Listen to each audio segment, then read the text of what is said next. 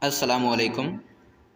قافلہ ابھی شہر سے تھوڑا پیچھے تھا کہ موسلادھار بارش شروع ہو گئی۔ اونٹوں پر لدا ہوا سامان تجارت جو کہ کھجوروں اور اناج پر مشتمل تھا بھیگنے لگا۔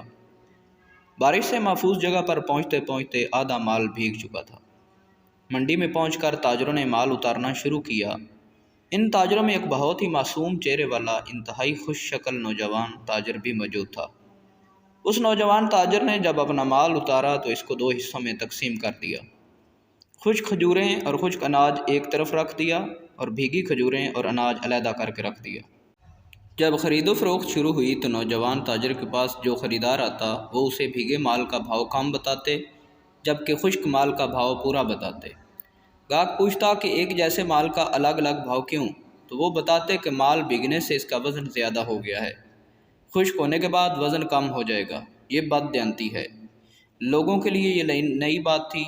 تھوڑی ہی دیر میں پوری منڈی میں ان کی دیانتداری کا چرچا ہو گیا۔ لوگ جوک در جوک معصوم صورت والے تاجر کے گرد جمع ہونے لگے۔ ان کے اخلاق کے گرویدہ ہو گئے۔ وہ معصوم اور خوش شکل نوجوان ہمارے نبی کریم صلی اللہ علیہ وآلہ وسلم تھے، صلی اللہ علیہ وآلہ وسلم۔